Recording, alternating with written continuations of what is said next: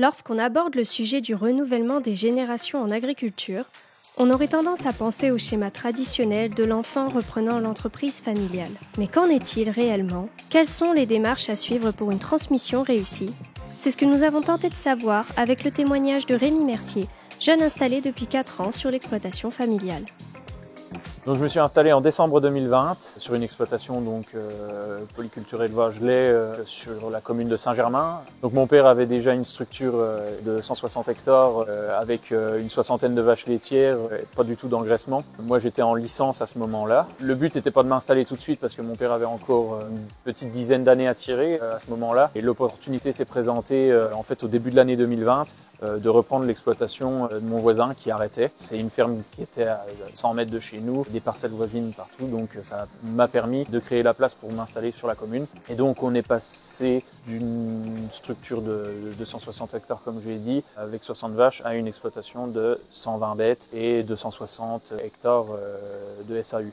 Mon projet d'installation a été de mutualiser les deux troupeaux qui étaient à 200 mètres d'écart, mais finalement de l'autre côté de la route. Donc on a reconstruit un bâtiment au niveau du site de Montcédan, quoi.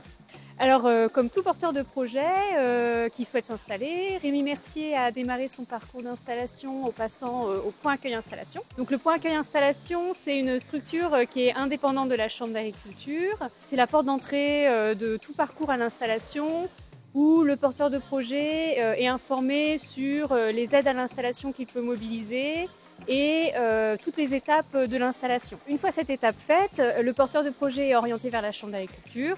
Et donc là, en l'occurrence, j'ai moi commencé mon accompagnement chambre avec Rémi dans le cadre de son installation en mars 2020. Installation qui a abouti en fin d'année, donc décembre 2020. L'accompagnement chambre sur la partie installation, je l'ai faite sur 3 volets pour Rémi et comme tous les porteurs de projet. On fait un accompagnement sur la partie réglementaire. Donc constitution du dossier de demande d'aide, dépôt de la demande et puis suivi de jeunes tout au long de ses engagements. On accompagne aussi le porteur de projet dans sa montée en compétences pour la partie sur le volet formation. Donc notamment des formations préalables à l'installation qui sont obligatoires et qui s'inscrivent dans le cadre d'un PPP, donc un plan de professionnalisation personnalisé. Et enfin, un gros morceau aussi de notre accompagnement à l'installation, c'est la constitution du dossier. Un prévisionnel de 4 ans, un dossier économique qu'on construit au niveau de la Chambre d'agriculture, conseillère installation et en mobilisant d'autres compétences en interne pour avoir un conseil spécialisé. Donc j'ai réalisé mon 3P avec la Chambre d'agriculture, puis les stages à l'installation.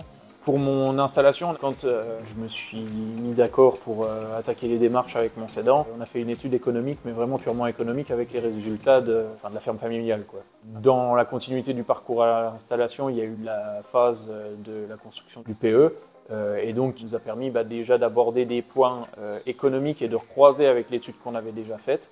Et en plus de ça, des indicateurs techniques. Et avec Jean-Marc, on a vraiment défini ce qu'était la ferme de mon père à la base et ce que devait être la ferme pour continuer sur un rythme qui était le sien à la base et vraiment pouvoir transposer ça avec l'évolution. Voilà, donc comment s'est déroulé le travail avec Rémi? La première chose, en fait, notre premier contact, il était téléphonique. Le contact téléphonique, il est important parce que c'est là que j'apprends le plus de choses. Il m'a expliqué son projet, en l'occurrence là, qu'il allait s'installer avec son papa en reprenant une exploitation du village. Tout de suite, quand il m'appelle au téléphone, je lui propose qu'il m'envoie sa comptabilité. Ça me permet comme ça de faire tout de suite un diagnostic technico-économique de l'exploitation et de voir tout de suite les points forts et les points faibles de l'exploitation. On prend rendez-vous et quand on arrive sur l'exploitation, la première chose qu'on fait pour mettre l'agriculteur à l'aise, on fait le tour de ces bâtiments et moi en fait ça me permet de voir beaucoup de choses. L'état des bâtiments, la propreté de la ferme. On va revenir au bureau et donc avec l'agriculteur, on va définir un peu le futur système d'exploitation. Derrière ça, une fois qu'on aura calé le système d'exploitation, on va proposer à l'éleveur des itinéraires techniques pour conduire ses animaux et pour conduire ses cultures.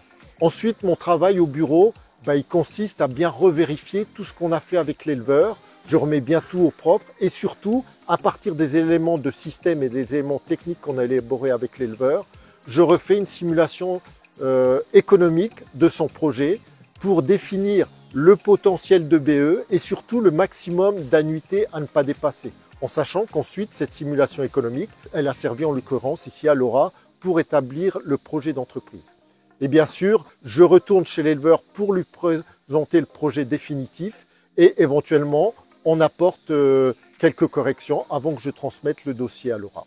Je suis intervenu sur cette exploitation au tout début, au même moment que Jean-Marc Zico, mon collègue conseiller, pour vérifier la mise aux normes de cette exploitation pour que Rémi Mercier sache un petit peu les investissements qu'il avait à refaire pour être en conformité au niveau des effluents d'élevage. Donc ça, c'est très important d'intervenir très tôt pour pouvoir noter les investissements dans le PE. Je suis intervenu aussi avec ma collègue Manon Louis pour le dossier de subvention. Donc nous avons en 2022 monté le dossier pour l'investissement de ce bâtiment vache laitière et il va se finaliser là dans quelques semaines depuis que les vaches sont dans le bâtiment. Le porteur de projet, dans le cadre de son installation, est aussi accompagné sur la partie juridique en droit rural au niveau de la Chambre d'agriculture.